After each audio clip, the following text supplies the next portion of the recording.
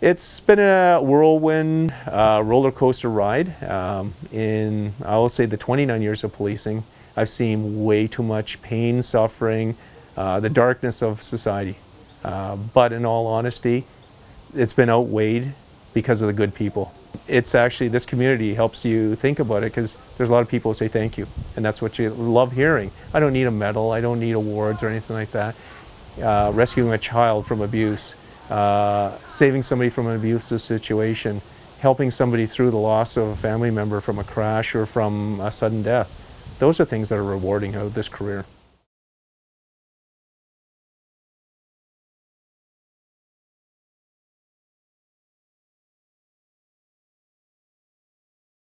I think one of the most complex and I would say scary experiences, I was involved in a shootout in Toronto.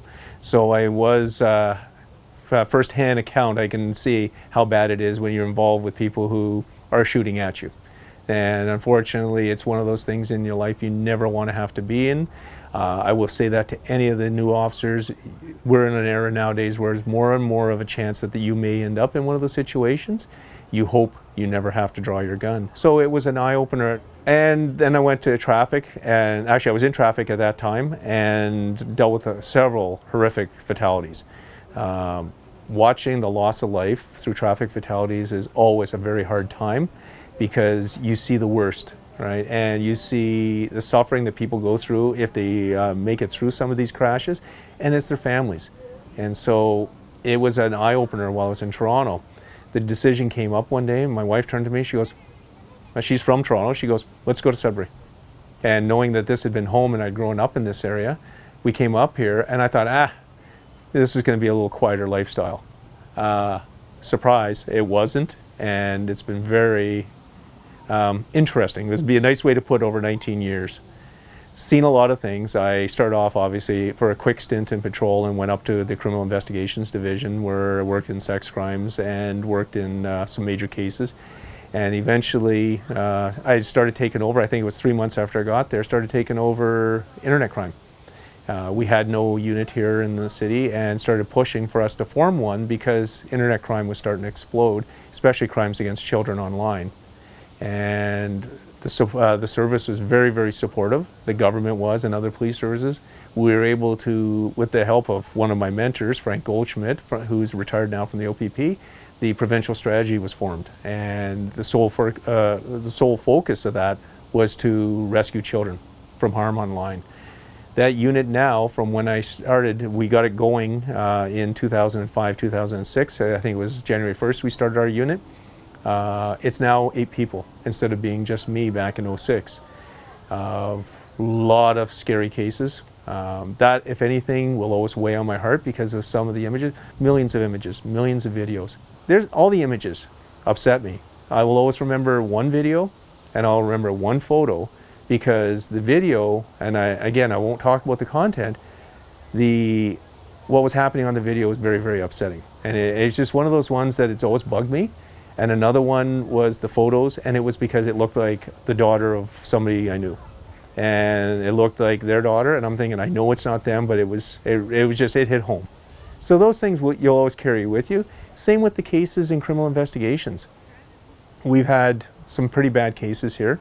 One from Toronto will always go with me, and Charminian Davil was a case in Toronto that happened in North York when I love saying this, a young detective working with another young detective, and we were positive we have the guy, and to this day we were pretty sure that that was the guy who did it.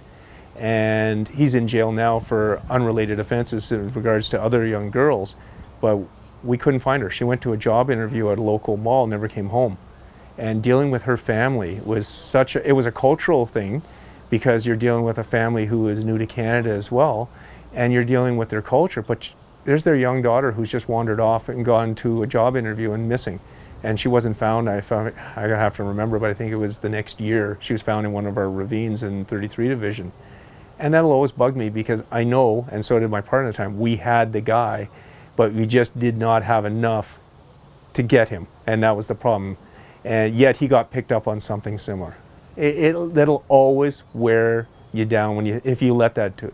But it's also what shapes you into becoming the person you are. Since that time, a little stint in uniform as a supervisor, which was fun. I hate to say going back out on the road was fun, but after that, you don't realize how much fun it is to go back out on the road and interact with people.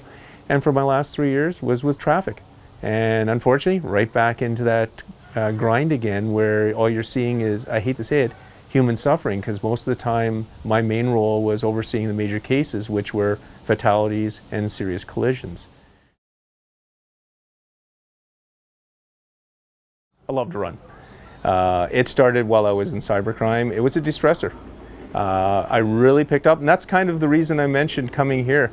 One of my favorite runs in the city was going through Bell Park. As soon as I put on the running shoes and you're out the door, whether it was lunch hour at work or after work or before on a day off, no matter what's happening, for your first kilometer or two, it's all the garbage going through your mind. By the time you're getting there and you forget about it, hopefully well in, or in my instance, like when I was training for the Marine Corps Marathon, unfortunately, when you're training at 18, 20, 30 kilometers for your runs, you got way too much time to think. So you get rid of a lot, hopefully, there, and you start planning a lot, too.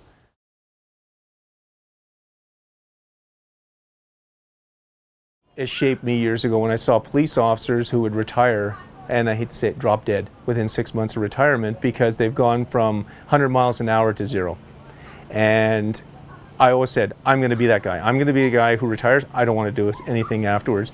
Well, you start realizing I can't do that because my wife has way too many projects for me to do.